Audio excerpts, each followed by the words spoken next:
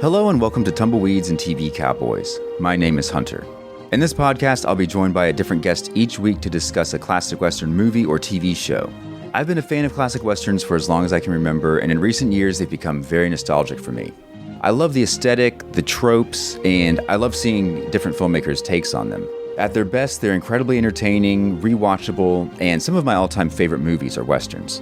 We'll mostly focus on Western movies made in Hollywood, but we'll also be covering spaghetti Westerns, and one thing I'm very excited to get into are Western TV shows. I've got some amazing guests coming on the show, film professors, historians, and podcasters. And Tumbleweeds and TV Cowboys is part of the Someone's Favorite Productions podcast network, and many guests on the show will be from other shows on the network.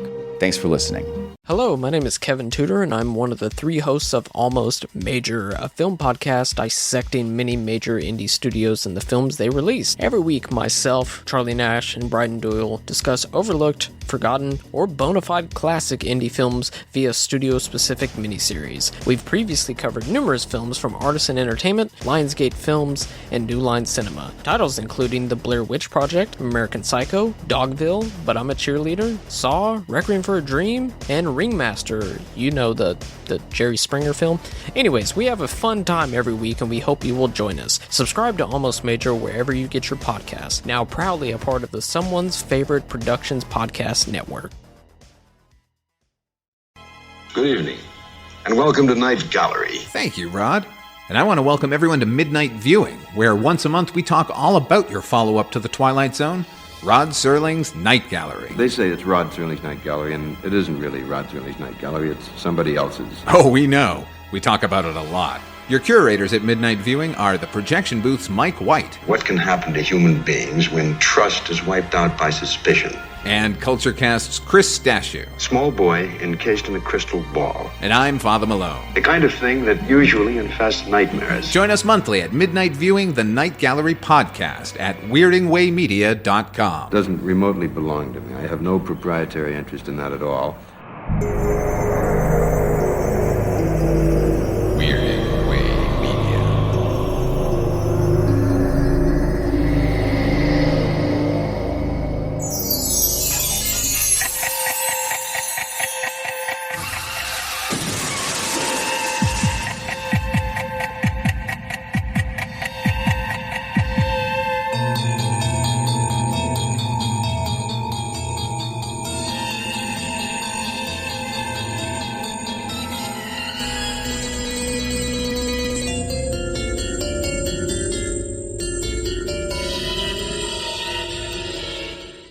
I'm Chris Stashew. I'm Mike White.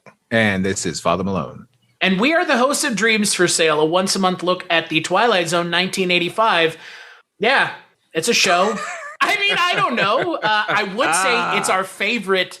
It is the best reboot of the show, but ladies and gentlemen, the third season of that show is doing everything it can to give us a reason not to say that. It can't sully the earlier seasons, though. That's right. That's fair. That's fair. It cannot undo, it cannot retcon quality. However, on this episode, we are talking about 3 episodes of the third season, episodes 7, 8, and 9, The Hellgrammite Method, Our Selena is Dying, and The Call. Miley Judson, an everyman who has strayed from the path, slipped and fallen many times. A man who seeks solace from his problems at the bottom of a glass. A good man at war with himself, slowly drowning in alcohol, swallow by swallow, pulled down by the insidious undertow of an endless ocean of booze, helpless to stop doing the one thing he does better than anything else, drink. The Hellgrammite Method aired November 5th, 1988. It is directed by Gilbert M. Shilton, written by William Selby, and it stars That's My Bush, Timothy Bottoms. Boy, that is a specific reference for only a certain age group of people, because I'm sure he's been in other better things. Apocalypse Now?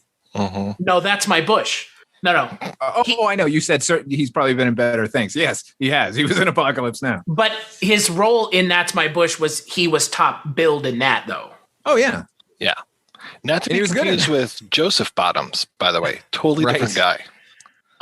If you're wondering why I was bringing up That's My Bush, it's because Timothy Bottoms does look a lot like George Bush in the right light. Good. Yeah, he can do a good Bush impersonation. Yeah. Yeah, but he plays a struggling alcoholic who agrees to a unique treatment that will stop him from drinking and also may stop him from living. It was fun. Can an episode about alcoholics drinking worms be fun? It could be. Yeah. If the right person was directing it. Yeah, sure. I don't think we got that here. But no, I agree. As soon as it started, I just had a flash of there's a Stephen King short story called Quitters Incorporated. Thank you. Which they had already adapted into the film Cat's Eye with James Woods. And man, it is great. Oh, yeah. Known stable genius, James Woods. Right. Yes, of course. He was the name, by the way, Mike, we forgot on that Culture Cast recording. We were naming all the crazy right-wing yo-yos. Oh, James Woods was the name we forgot, which James Woods is more upset about that than we are, I guarantee you that. He wants to... the king? Yeah, the king of the nutsos. We did, but we remember John Voight. Yeah. Oh, well. And Robert Davi. But yeah, I was totally thinking of Quitters Inc. as well as a little bit Poltergeist 2. Like that scene when Steven drinks the tequila with and the worm, gets the worm. Yeah. And then the worm ends up coming out. Worm. Yeah. Thanks to our friend Mark Begley, I actually know what you're talking about. Yay. Yeah. It is weird that it wouldn't. Can Poltergeist 2 have been a couple years around this? It was definitely around this time. Yeah. I can't remember. Yeah, I think it came out before. Yeah. Okay. So. Because the first Poltergeist came out in like 83. So the next one was 85, maybe. Certainly earlier than 1988. That's aside of the fact that it immediately evoked this other better thing, I was kind of into it for a while. And I like Timothy Bottoms, let me say that, but I think he's terrible here. Like, I didn't see any struggle in this guy at all. And then also, no one seeks the cure while they're still happy and goofy, which is kind of what we got here. Like, he's kind of what doing do you want? like, what do I do? It's like, as a lark. You're not down on your luck. Your wife hasn't even left you yet. Right. And that's kind of the problem with this episode. This guy doesn't hit bottom and seeks this out just sort of as a last resort. I mean, he mentions that he's tried before in the past, but he seems like an asshole to begin with. So I don't think he was trying too hard. That's fair. And then, I liked the idea that they put this parasite into you that craves the alcohol, and if you drink it, it's going to get bigger and kill you, and if you stop, it's going to hurt you. Like, that's any addiction, but it's handled so poorly here. Like, I don't know. Like, it didn't seem like there were any stakes. Like, I never really believed that wife was going to leave him, and and the sort of central casting child that they had come in, like, oh, are you sick again, Daddy? Like, oh my God, it was just so. That child should have been aborted. I believe, just like that other child in that little boy other Ross. episode. Yeah. Yes. You know what? This episode reminded me a little bit of Kentucky Rye. Yeah, where in that one at least we were getting like the fucking consequence of this guy's asshole. Here's what happens if you drink: you die. You literally die. I will say what could have fixed this episode. I enjoyed this episode a little bit. It wasn't great, but it wasn't terrible. It would have been fun if this episode had given the audience the idea that maybe the worm wasn't real. Oh, yeah, that could have been fun. Like that, right? Like, I felt like they had this opportunity, and you can, like, when you watch the episode, I think it's probably around like the 16-minute mark, which is 6 minutes before it ends. They had this moment where he's like, well, it's part of you now. There's nothing you can do about it. So you better figure it out. Like, to me, I'm sitting there thinking like, yo, this guy should just be fucking with alcoholics.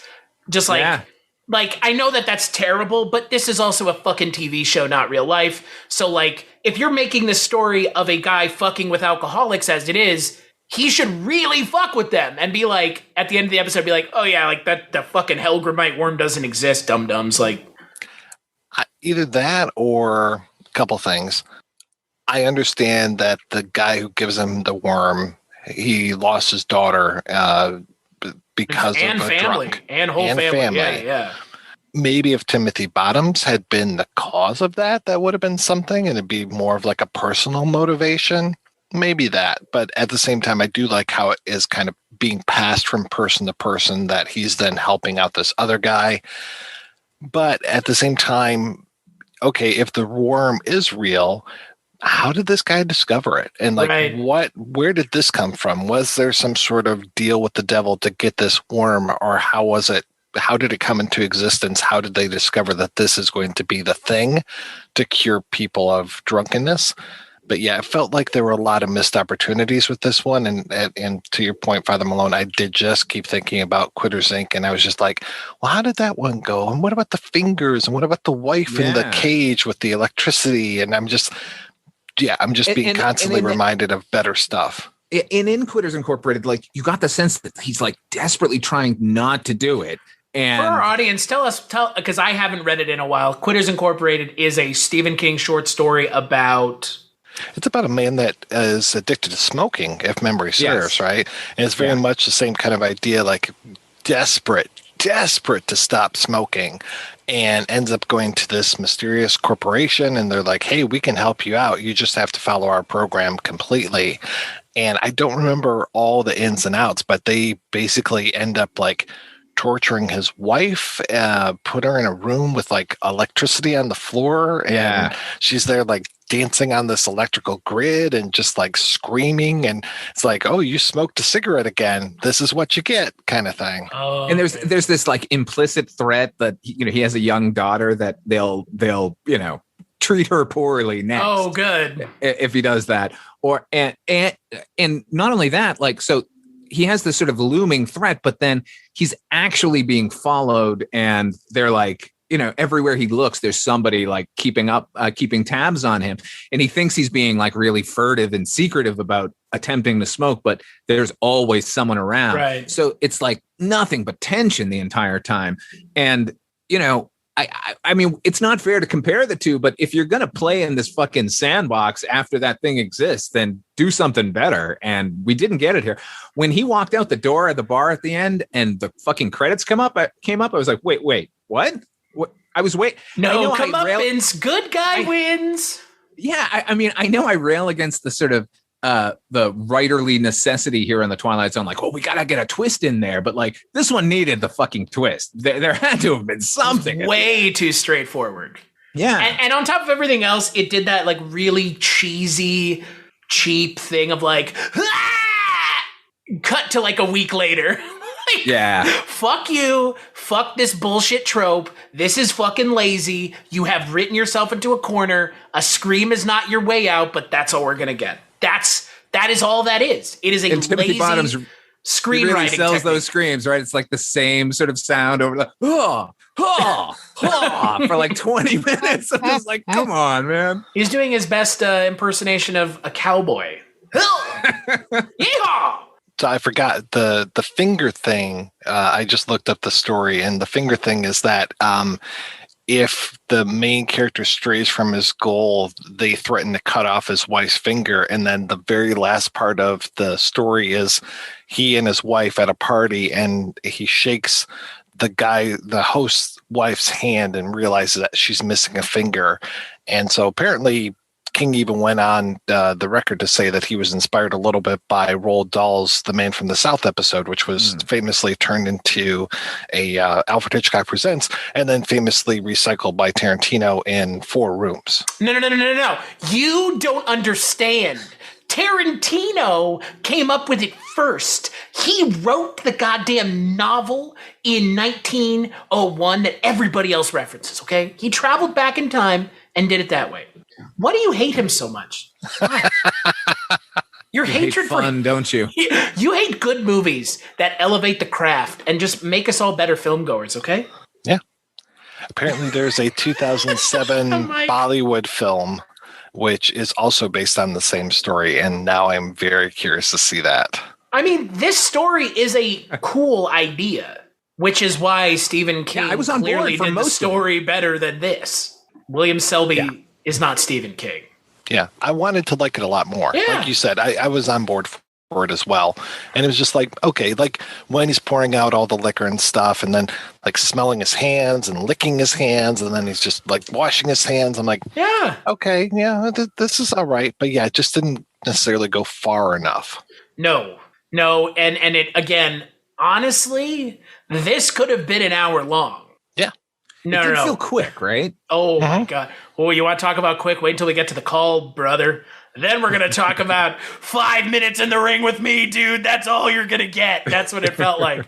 Oh my God. I have not come down on very many of these episodes for being too short. Most of the time it's like, thank God it's over. We're getting it out of the way. We're moving on to something else. This episode was way too short. If they had given it time to breathe, I genuinely think that we could have had some things like what Stephen King's short story talks about. Some sort of punishment. I mean, the punishment is just he's going to die. That's not very creative. Like, what stakes are those? Whether you're going to live or going to die. That was the thing about Quitters Incorporated was, he assumed that the threats were toward him, but it wasn't that. It was they were going to hurt everyone around him, which is what addiction is. The great bugaboo with addiction is you're killing everyone in around you and not yourself. So, this is a very interesting concept. I really wanted to like it. Well. Do you think if they had focused on his family instead of him, it would have been a better episode? If they had written better characters for him to interact with, yeah. Yeah. I agree. So let's talk about the next episode. Our Selena is dying. Your attention is drawn to the residence of the Brockman clan, an ancient mansion, its paneled walls polished by darkness, a lightless, soundless place upon which a greater darkness has fallen. The object of the Death Watch, Selena Brockman, Grand Dame of the Menagerie, who lies in her bed in an inch-by-inch battle with death, trying somehow to reach a compromise instead of a capitulation. So Our Selena is Dying aired November 12th, 1988. It stars Terry Garber, Jennifer Dale, and R.H. Thompson. It is directed by Bruce Pittman, with a teleplay by J. Michael Straczynski, who has been doing great work on this show so far. Just fantastic. And it's actually adapted from a Rod Serling story, which means this is only one way to go, which is not well. This episode focuses on a doctor who becomes suspicious that a young woman is losing her youth to her aunt, who is the titular Selena, who is dying. This is a really bizarre episode. Did you say bad? I said bizarre. Sometimes we use other words to mean things. It is not good though. No, it is remarkably bad. Like in all the ways the previous episode had been kind of intriguing. So I wanted to keep watching and see where they went. Here, it was pretty clear from the fucking get-go what was going on, and it was just a slow grind to get there. I too like to rip off Dorian Gray. Mm-hmm. Yeah. Well, this even felt like the at least one, if not two, episodes of Kolchak the Night Stalker that we watched. I think it reminded me of the one with Kathy Lee Crosby. Was that her name? And then she was the succubus. Yeah, and like had the Eternal Youth, and then there was the Eternal Youth episode that was in the Kolchak reboot. And it's like, okay, yeah, we get it. You need to stay young, and by you staying young, you make other people around you old or suffer. And this one is you make other people old so that you can be young. And it even reminded me a little bit of The Night Strangler, this whole thing where they go through the newspapers. I'm thinking of like, little Wally Cox in the morgue of the newspaper with like, oh yeah, here, and then in 1844 there was this general, and then in this year there was this, which was again kind of almost a Victor Toombs type of thing. I was about to say that's very Toombs. Yeah, so it's like, but like done better by a better show. Yeah, and I would be curious. I'd like to go back and see the Queen of the Nile episode that this was based on, because I think that would probably be a little bit better than this. So it certainly would look better. I think I've said this before in previous podcasts, but like once they moved to Canada, the previous seasons, whether or not the quality of the writing was good, it always felt like a little movie. And now I feel like we're just watching some cop procedural from the mid 80s. It looks flat and uninteresting. And the direction is just like, it's so workmanlike. It's actually an offense to workmanlike directing. Yeah, I was going to say bad workmanlike, because Right, workmanlike can be you can good. do the job and do it competently, and that should be the definition of workmanlike. Right. This is just like, there's no style to it whatsoever. It's just like, oh, we got two people talking. I'll cover it with a 2-shot and then 2 singles and moving on. Yeah, it is. It's almost like a soap opera type of film that this is. That is the best comparison that anyone has said as about this episode that I have heard so far, and it is a soap opera. It feels like it. And just sort of story wise here. So this old woman, she has this power that she can sort of suck your youth out of you, and then she becomes young. Why did she get to the age that she was at, that she was so infirm that she needed a doctor? Don't. Okay. Take your logic at this. Take your logic out of this equation, then ask your question again. Okay, no, it isn't a question. Never mind. Don't question our logic here. It is just lazy, right? Yeah, the worst kind of speculative fiction. This is the Twilight Zone, so you'll go with it. Like, no, you still got to give us something. Don't you love how every intro for this season so far has been like, and it's happening in the Twilight Zone, so whatever can happen. Aliens can come from the sky. We don't even need narration for this. Fuck it. Just throw them into it. Now they're like, you got to remind them up front we're in the Twilight Zone. Then kind of reaffirm it again at the end. Yeah. And it is so different than how chilling the original narration, the Rod Serling narration would be, where you're just like, especially when it was like the camera would just move over and there's Serling standing there and you're like, oh shit. It's like things are about to get really real here. In this one, it's like, she learned a lesson. Gotta go. Like, that's what it is. Like, Robin Ward, no fault of his own. They just didn't give a fucking shit. They're just like, you know what, Robin, why don't you watch the episode and you write the outro? Like, that's what it feels like. That is how lazy. When we get to the call, it's even worse. But these, the intro outro narrations are just so bad that I'm getting to the point listening to them where I don't even want to include them in the episodes anymore. Because normally I include them before we talk about it. It's like, oh, a little interesting segue. And now I'm just like, what's the fucking point? Yeah. Yeah. I mean, look, I prefer Charles Aidman in the first 2 seasons. And he passed away, right? I mean, that's why they got a new narrator. But I do like the new guy's voice, and I like how gentle it is. And if the stories were as brutal as they should be, then that could be a fun kind of irony to it. A little bit of a wink. Yeah, but they're not doing that. And I've noticed that every single episode we watch for this particular podcast, the opening intro tells us everything we need to know. You know what I mean? It's just it's so far afield from some of the earlier episodes where they're like, hey, here we are, check it out. And now it's just spoon feed us the fucking things that we need to know so we won't ask too many questions along the way. Imagine, if you will, a woman in bed who can suck the powers from everyone around her.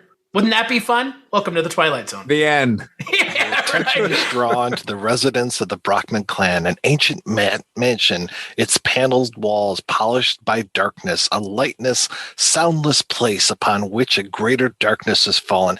I mean, it's almost up there with it was a dark and stormy night. Yeah. Not quite that cliche, but open rather on a the other warehouse night. Yes. Warehouse night. Exterior. Smash cut 2. Exterior night. Warehouse. A man stands alone. Fuck you. And you know what's really sad? The saddest, probably the biggest problem here. J. Michael Straczynski is really good at writing comic books. Yeah. Yeah. I like Babylon 5. Yeah, he's written some good stuff. Yeah. But yeah, this ain't it. No. This is not it times 10. I mean, it's got to be daunting if somebody hands you hey, here's the last outline Rod Serling ever wrote. Make this good. But this does not rise to that occasion. Yeah, man.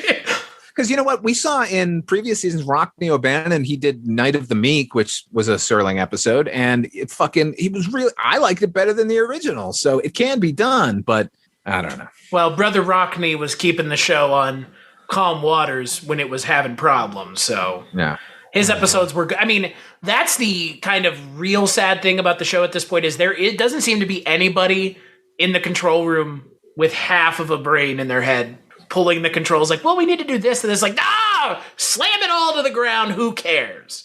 Yeah, I mean, I got to wonder, like, clearly the show got canceled and then they're like, no, we're just going to bring it back. And I'm sure there's a level of, well, I'm just happy to keep working and I'm happy to keep working on the Twilight Zone, but they're not I'm going to have to listen to the studio, Yeah. So like, who knows how many fingers were in the pie here? They all stink. I know that much. Stinky fingers, folks. I don't know. I wonder what that Rod Serling outline looked like. I wonder what Rod Serling's initial idea for this episode was. Here's the whole treatment. Old women can suck powers out of people. That's pretty much it. I mean, what do you think, CBS? Are you sold? Yeah. Yes, Mr. Serling. Here's as another long as we 100 can say episodes. a very special Twilight Zone from Rod Serling himself. Like, I Do you don't think think that's they how they cared about the advertise quality. this? I know that they did that. Whenever they remade an episode, the advertising would be like, a special recreation of the original Twilight Zone. Anyway, keep that in the back Yeah. for the special customers. Oh, God. You guys ready to talk about the final episode? Kind of. Yeah. Could it be worse than this one? No, actually, no. So let's talk about that episode. We're going to talk about The Call. Norman Blaine, whose greatest fear is that if he were to vanish from the earth tomorrow, no one would notice, or mourn, or question. And whose greatest sadness is the realization that he is probably right.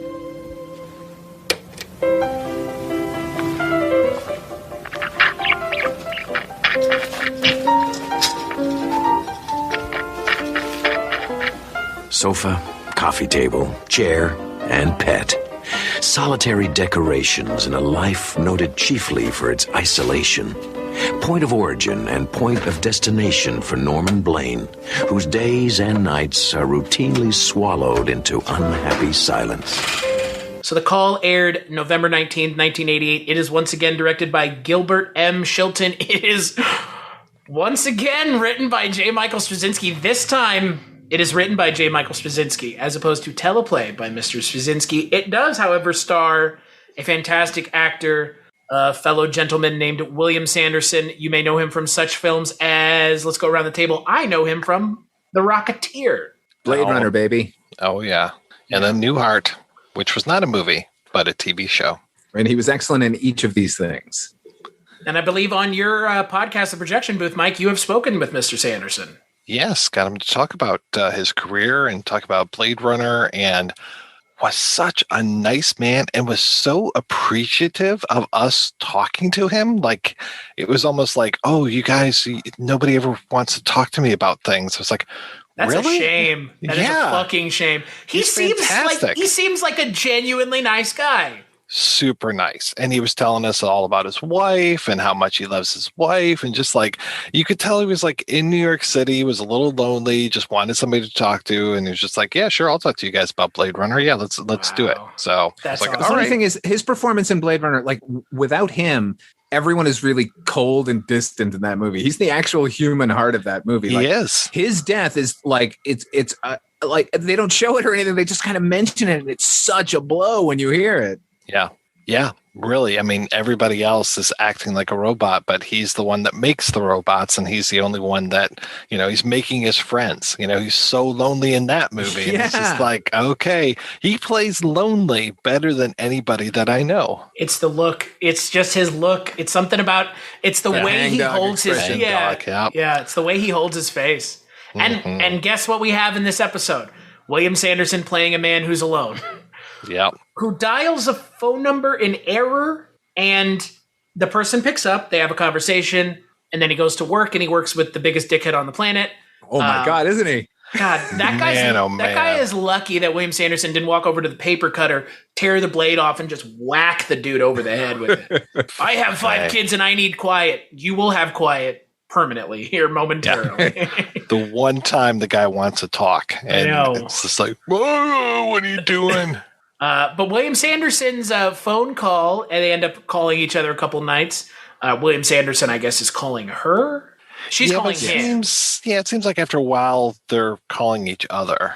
So he goes and looks for the phone number. And it turns out dun. that it's a bronze statue in a museum. Nobody saw that coming because it literally makes no sense. Makes no sense at all. I got to say, with all that, I liked this episode. I'm always in the Twilight Zone. I enjoyed this episode. I don't know. I'm a sucker for the lonely person finding love. Just like Saucer of Loneliness, which is much more skillful, obviously, than this one. I mean, I like the idea. Like William Sanderson finding companionship is always good.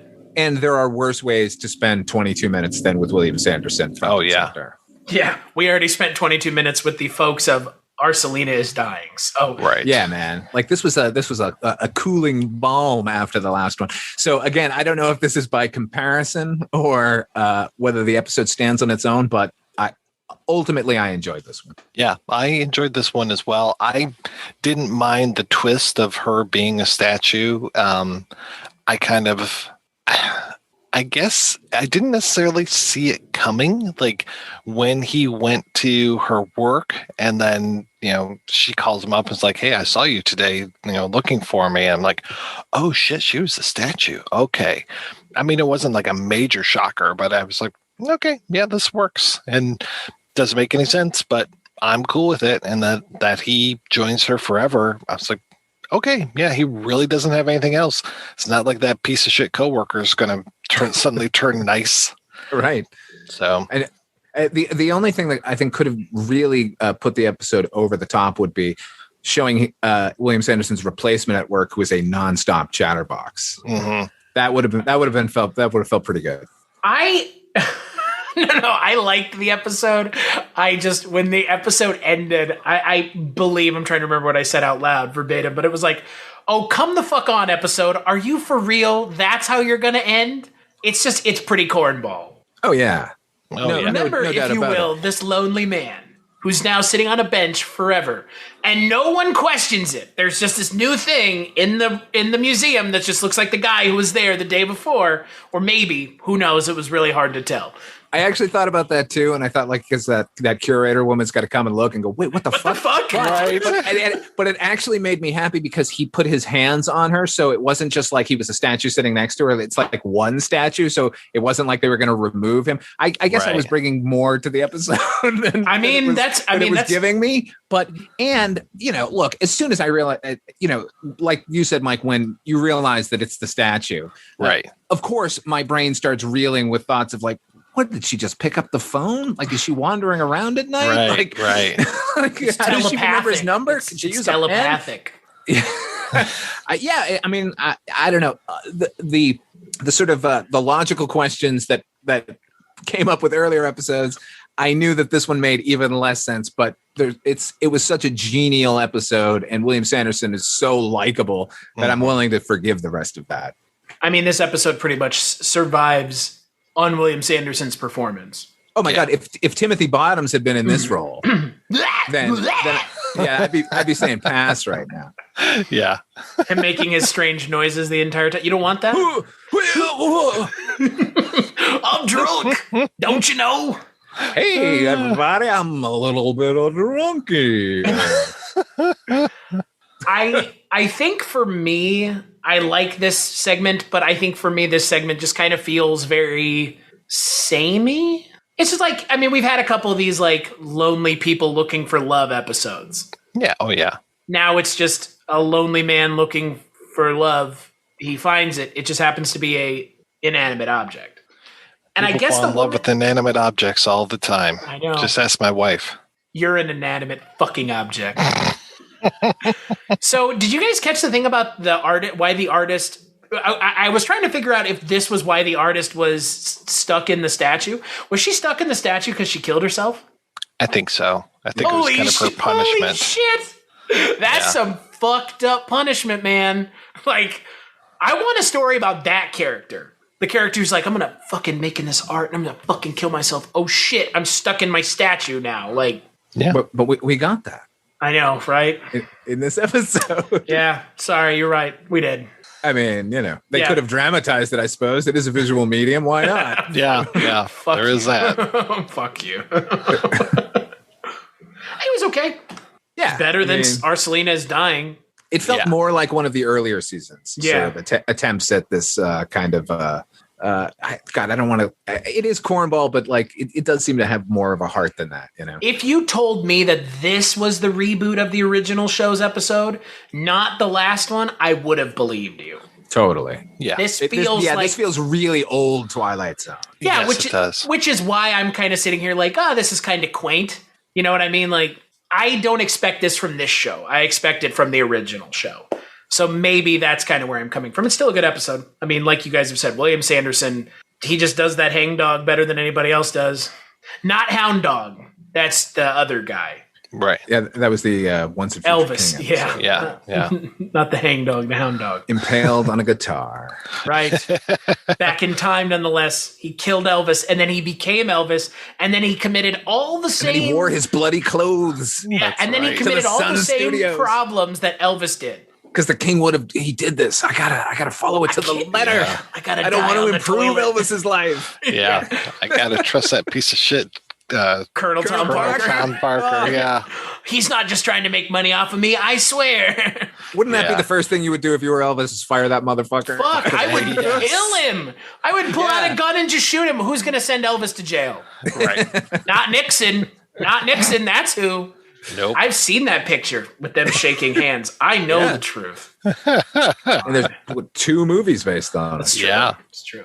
So, on the next episode of Chronicles from the Crypt, whoa, not the show that we are on. Yeah. Bringing it back for one night only to talk about Twilight Zone.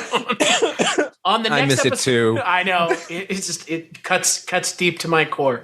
On the next episode of Dreams for Sale, we're going to be talking about the trance acts of terror, acts ACTS, and 2020 vision. I got 2021 vision. I was about to say I'm living in a 2020 world. Yippee!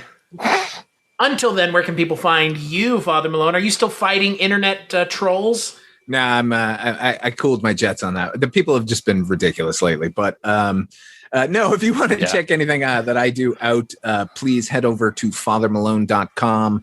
I have a podcast called Dark Destinations, which is like a half-hour radio drama. You can check me out on that. And there's also a link to my YouTube channel where I've got a movie review show called You've Never Seen.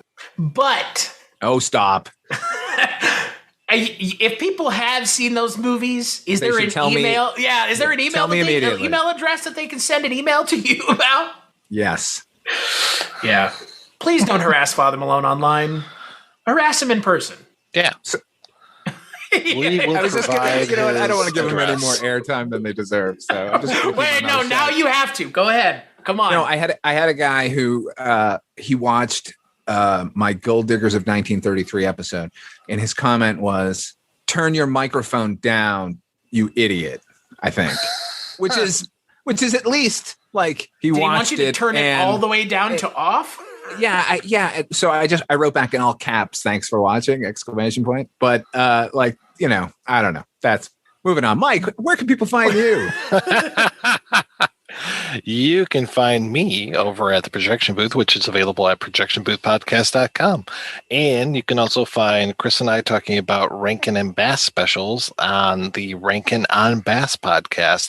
And Chris and I also talk about Barney Miller, which is available at the Life and Times of Captain Barney Miller, which is also a podcast that you should put in your ear holes. You should. And I like how you said Rankin on Bass specials because we can't claim to be a Christmas podcast anymore. No. We're beyond that and then some.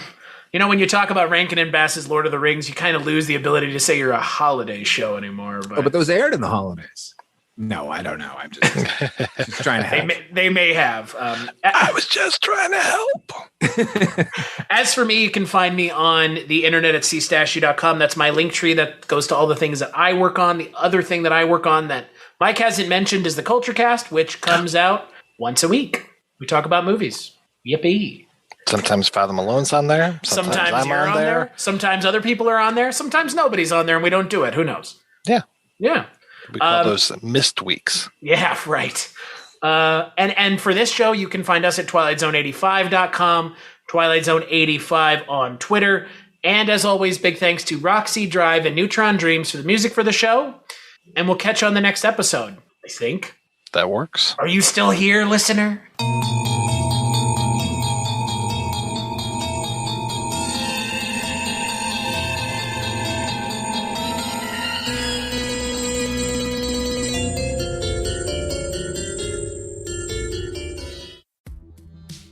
Hello, this is Chris Haskell from They Live by Film. For those that don't know us, Adam, Zach, and I, we built a podcast over the last 2 years that's a combination of film discussion from 3 very different perspectives, as well as industry interviews with the leaders in boutique Blu-ray and 4K community. We started with Dev Crocodile, but over time we've been lucky enough to speak with Arrow Video, Severin, Mondo Macabro, Vinegar Syndrome, Radiance, Indicator, most of the OCN partner labels. It's been a blast. You can find us wherever you podcast, and also actually recently as part of Someone's Favorite Production Podcast Network. We hope to see you online. Do you love movies? So do I. What's up, y'all? It's KB, and I love movies. Inviting you to listen to The Conversation, a film podcast where passion meets perspective and opinion. From the old school to the new, I invite a guest on to discuss the movies that thrill us, challenge us, break our hearts, or even blow our minds. There's always new episodes dropping wherever you get your podcasts. So join the conversation. We don't just watch movies. We love talking about them too. The Conversation with KB Loves Movies, a part of Someone's Favorite Productions Podcast Network.